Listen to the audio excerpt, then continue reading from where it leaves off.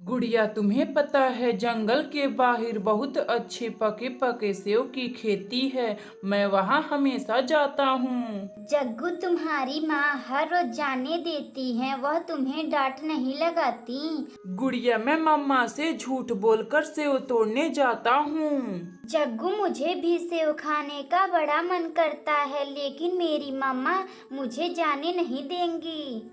गुड़िया, तुम अपनी मम्मा से झूठ बोल दो कि मैं नारियल पानी पीने जा रहा हूँ और फिर हम लोग सेव खाने जंगल के बाहर चलेंगे। जग्गू, यह सही नहीं है। मेरी मम्मा बोलती हैं कि कहीं घूमने जाओ तो बता कर जाओ, टाइम पर ना आने पर हम लोग तुम्हें ढूंढ सके। गुड़िया, तुम्हें चलना है तो चलो, मैं कल ही सेव तोड़ने जंगल के बाहर जाऊंगा। जग्गू और गुड़िया जो एक पक्के दोस्त थे, शाम को जब गुड़िया अपने घर आती है तो वह अपनी माँ से बोलती है, मम्मा मम्मा, जंगल के बाहर पके पके सेव हैं, क्या मैं जग्गू के साथ उसे खाने जा सकती हूँ? गुड़िया बेटी, वह सेव की खेती इंसानों की है। अगर वह किसी पक्षी को खेत में पकड़ लेते हैं तो वह उसे दौड़ा दौड़ा कर मारते हैं। मम्मा, मुझे कल जाना है तो जाना है, वरना मैं आपसे कभी बात नहीं करूंगी। अगली सुबह मम्मा चिड़िया अपनी बेटी गुड़िया को खाने के लिए बोलती है, गुड़िया बेटी, खाना खा लो। गुड़िया अपनी माँ का बात सुनकर वह कुछ नहीं बोलती।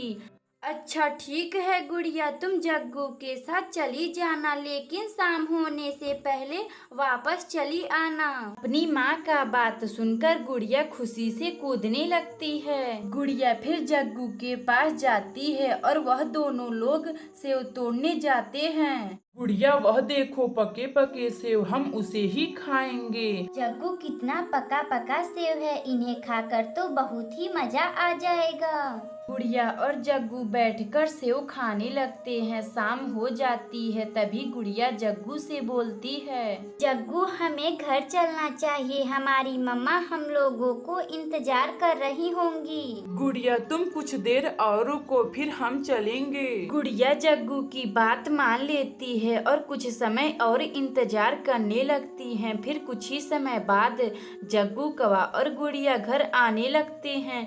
काफी रात हो चुकी थी। मम्मा चिड़िया और गोरी कवि को बच्चे की चिंता सताने लगती है। ना जाने कब सुधरेगा, जग्गू बोला था नारियल पानी पीने जा रहा हूँ, अभी तक आया नहीं। इधर रानू चिड़िया अपनी बेटी गुड़िया के बारे में सोचने लगती है, काश मैं गुड़िया को जग्गू के साथ ना भेजती, क्यों ना मैं गोरी कवि के पास चलती हूँ, कहीं गुड़िया उन्हीं के पास तो खेल नहीं रही होगी। मम्मा चिड़िया अपनी बेटी गुड़िया को ढूंढते हुए गोरी कवि के पास जाती हैं, लेकिन वहाँ भी गुड़िया नहीं होती है। गोरी कवि, आपने बच्चों को कहीं देखा है? नहीं रानू चिड़िया, मेरा बेटा जग्गू बोलकर गया था कि मैं नारियल पानी पीने जा रहा हूँ, लेकिन सुबह से रात हो गई, अभी तक जग्गू मेरे घर नहीं आया। गोरी कवि, जंगल में काफी रात हो चुकी है, बच्चे रात में उड़ नहीं पाएंगे, उन्हें रास्ते खोजने में बहुत परेशानी होगी। हाँ रानू चिड़िया, तुम सही बोल रही हो, चलो हम बच्चों को ढूंढने चलते हैं। मम्मा चिड़िया और गोरी कवि जग्गू और गुड़िया को खोजने जंगल में जाते हैं। इधर गुड़िया और जग्गू रास्ता भूल गए थे। गोरी जी, वह देखिए बच्चे वहाँ पर बैठे हैं, जल्दी वहाँ पर चलिए। रानू चिड़िया और गोरी कवि बच्चे के पास जाते हैं। जग्गू, तुम कब झूठ बोलना बंद करोगे? मम्मा, अब मैं आपसे कभी नहीं झूठ बोलूंगा, मुझे माफ कर दो। गोरी कवि और रानू चिड़िया फिर अपने बच्चों के साथ घर आते हैं और खुशी खुशी रहने लगते हैं। अगर आपको यह कहानी अच्छी लगे तो वीडियो को लाइक करें और चैनल को सब्सक्राइब करें और बेल आइकन को दबाना ना भूलें। हमें कमेंट बॉक्स में बताएं कि हमारी कहानी आपको कैसी लगी। दूर किसी जंगल में मम्मा चिड़िया अपनी बेटी गुड़िया के साथ रहती थी। मम्मा चिड़िया के घर में कोई काम करने वाला ना था।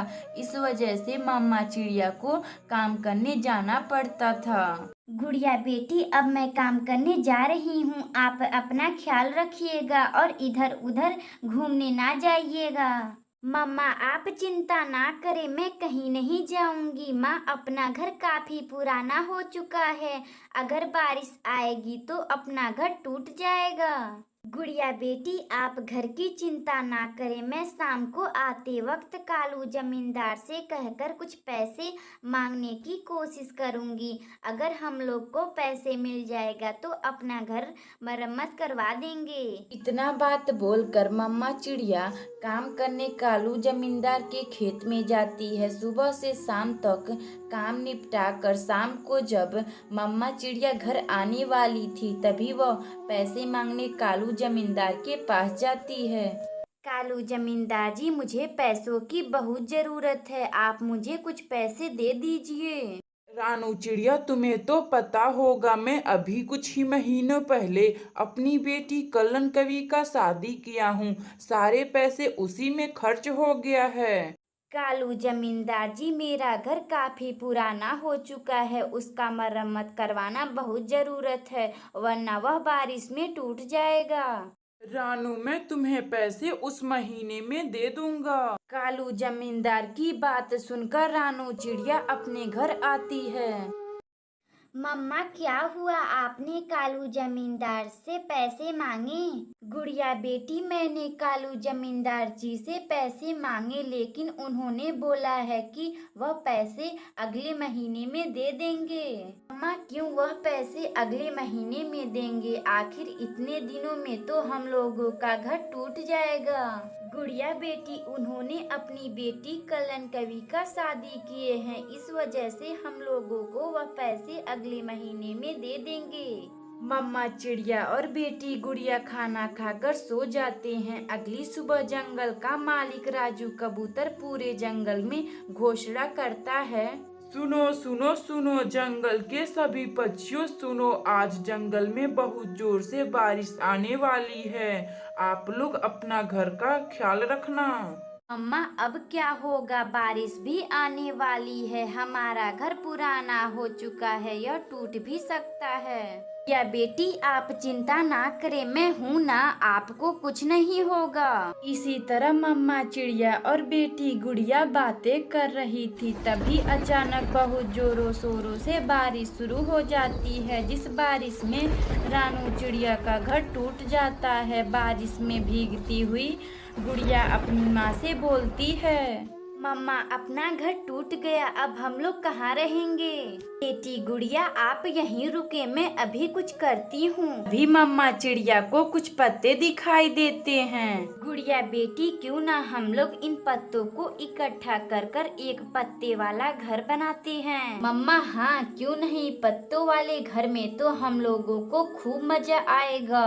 फिर मम्मा चिड़िया पत्तों को इकट्ठे कर कर एक खूबसूरत सा पत्ते वाला घर बनाती है, जिस घर में मम्मा चिड़िया और बेटी गुड़िया चिड़िया खुशी खुशी रहने लगती हैं। अगर आपको यह कहानी अच्छी लगे तो वीडियो को लाइक करें और चैनल को सब्सक्राइब करें और बेल आइकन को दबाना ना भूलें। हमें कमेंट बॉक्स में बताएं कि हमारी कहानी आपको कैसी लगी।